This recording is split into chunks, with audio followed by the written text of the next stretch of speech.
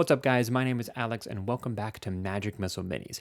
Today we're going to be turning another Warhammer Fantasy Orc into a Warhammer 40k Orc because I've been having a lot of fun with these and I just kind of want to keep making them. So here's another.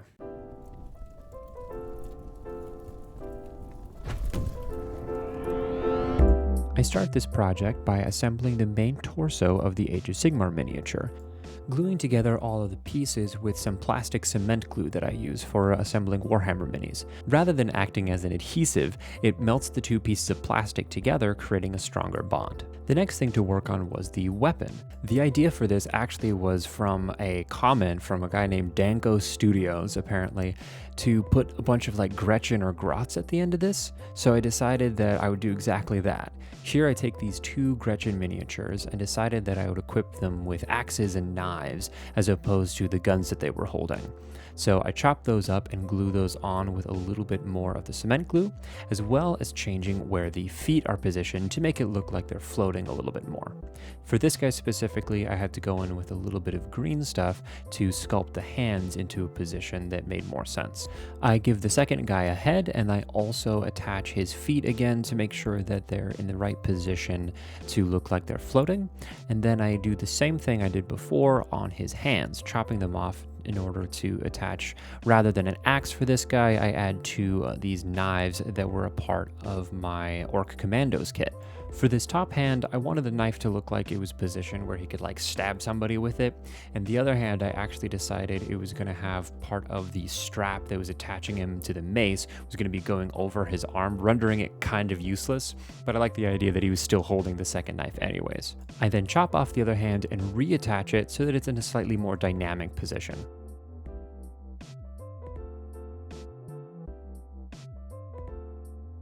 With both of these guys finished, it was time to attach them with some more of my plastic cement glue and then figure out how to attach it onto the mace. First off, I take off the half of the ball and chain that's there just to leave me with the chain, and then I cover the end with a lot of the cement glue and kind of find a crevice that I can stick it into that is going to get it the most contact, create the strongest bond possible with the chain and these two guys.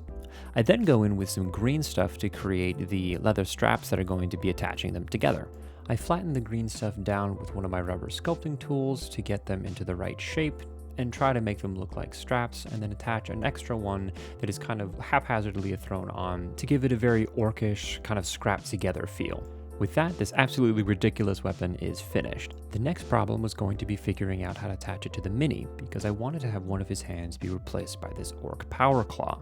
I would have to figure out how to convincingly have the claw be grabbing onto this chain. So the first thing I did was grab this extra piece that was going to replace the smaller claw on the bottom, so I had more control to figure out how the hand was actually posed. I then decided to attach the top claws to have them attached for now, since the lower one is what's going to be adjusted. And then I removed the second hand from the chain and reattach another piece of chain that didn't have a hand attached to it. To make sure everything was going to line up correctly, I decided to take the arm that was going to be from the main kit and attach that, as well as attaching the weapon with the hand onto there, so I could start figuring out where this chain was going to end up.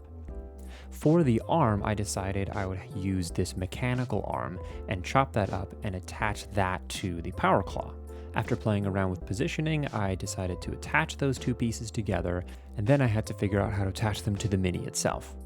I started by taking a little bit of my glue and attaching it to the chain and attaching that to the two top claws of the power claw. Then I put some more of the glue onto the torso for the arm to be attached to loosely. With that done, I take a little bit more of my glue and use that to make a better bond with the claws themselves. And now that the hand and arm are attached to the miniature more securely, I could attach the lower claw that I had mentioned earlier and make sure that that's glued in properly. With the arm done, it was time to work on the head. So I take these two pieces, and these pieces actually glued together really easily with barely any adjustment. So I just take some more of my glue and make sure that the visor on the Warhammer orc head is going through the skull eyes of the mask. When placing the head, I angle it a little bit up and to the side to make it look like he's straining at the weight of the Grotz that he's swinging around on his chain. With the head in place, it was time to add a little bit more Warhammer 40k details. So I take this gun and attach that to his waist, and also to act as a little bit of a belt buckle, I take this big metal spiky armor plating. I also really liked these skull bits that I had, and so I attached that onto his belt. Some final detailing I do with some green stuff is cover the edges of the robotic arm that we had added earlier and make it look like there's a little bit of scarring tissue around the robotic arm that is attached to his torso. I then go in with some more green stuff to cover up the gaps between his head and his neck, trying to make as seamless a connection between the two pieces so that you wouldn't know that there's any green stuff here. To further accentuate the strain of this guy swinging the grots around, I attach a little piece under his foot to make the whole mini lean back a little bit. Here in the turnaround, you can see how it helps just emphasize the dynamic pulling and straining on the miniature. While we look at this turnaround, I also wanted to do some shoutouts. I want to shout out to all my patrons.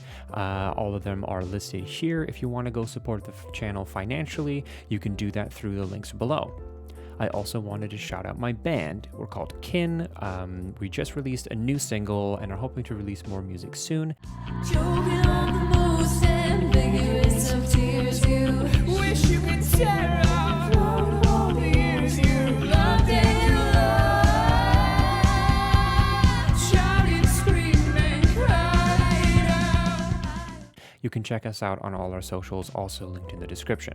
Another project I'm working on is Tavern of Tomes. It's a little D&D podcast with a bunch of my college friends. All the links are in the description for that as well. Self-promotion aside, as I start painting this miniature, I decided to try painting all of the metals first this time. For the metal, I just take a gunmetal silver and do a loose dry brush over it because I find that it does a really nice dark metallic when you just dry brush over black with some silver paint.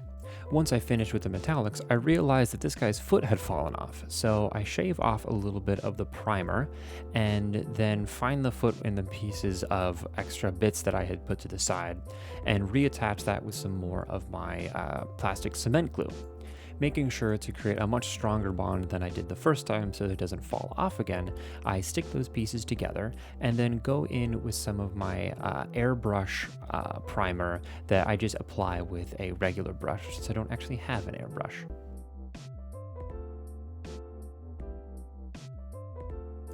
With his foot reattached, we can go back to the painting. The next step was the orc skin. I take a dot of black paint and mix it in with a little bit of green and a little bit of brown to create the base coat for this. I don't know why, but this time when I was painting this miniature, my first thought was Shrek, even though I've painted 3 other orc minis at this point and never once thought about it looking like Shrek, but this time it did for some reason. I'm not entirely sure why. But once I have base coated that as well as the 2 grots in this brown-green color, I go in with some of the base green and start doing a base highlight. Again, like I've said before, this highlight isn't actually directional at all. I cover almost the entirety of the miniature in this, just leaving out the dark recesses or any of the deeper sections of the musculature to create a first layer of depth over the orc skin.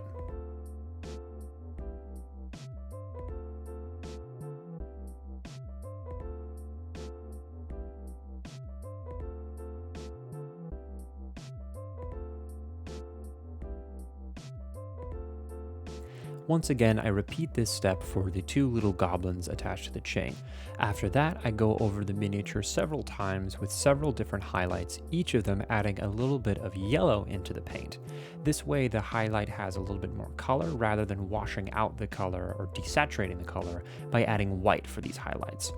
Again, as these highlights get brighter, I make sure that they are more and more directional so that the light looks like it's coming from what at this angle would be the camera. The way I've done it here is by adding several different layers of increasingly bright highlights. I don't need to worry too much about blending. For the little scarred section, I take a little bit of purple paint actually to add a different color for the scarring around the wound where his robotic arm is coming out of. With the orc skin finished, it was time to start working on the yellow armor. Because the yellow paint is a lot lighter of a color, it's going to take like 2 or 3 layers of this paint to actually get a solid coat. So I make sure to go over all of the sections at least 2 or 3 times, making sure to wait for the paint to dry completely before moving on to the next layer. In order to add a little bit of interest and dynamics into the paint, I watered down a little bit of brown paint and used that as a loose wash. This is something that I've done before that I think really helped add a little bit of interest and dynamics over the yellow armor, especially because this specific yellow armor is made to look like it's been hammered, so there's a lot of really cool texture over it, and I didn't want to just cover it in a single color and not really accentuate it with something like a wash. After I finish with the wash, I go back over the armor with a watered down yellow paint in order to brighten it up, since the wash I was using wasn't actually a wash, it was just watered down paint. It adds a lot of pigment over top of it. With the yellow armor finished, I move on to all of the bones and wrapping. I do a similar thing to the yellow armor, where I add several coats of a beige paint, needing to add actually an additional layer of paint because this beige is even lighter than the yellow I was using, as well as going over with this paint over all of the wrist wrappings, as well as the teeth and the claws and nails of both the orcs and the goblins. Then, just like the yellow paint, I take some more of that brown wash and cover all of those bones and wrapping and other details before coming in with more beige to emphasize the highlights. After that, I start working on the leathers. For this, I use my normal leather recipe by adding a little bit of black with some flat brown, making sure to paint his pants, the gun, any belts, as well as the straps that are attaching these 2 goblins to the chain and to one another.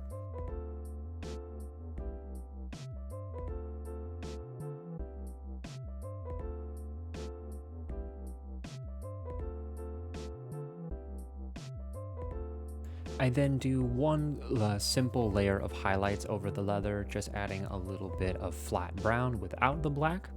And then I start doing some edge highlighting over everything with a beige. This is what I normally do to create a little bit of wear and tear over the leather, and I'm always super happy with how this looks. Adding the edge highlight as well as some gashes and scratches over all of the leather to create a really great battle-worn look over all of the leather.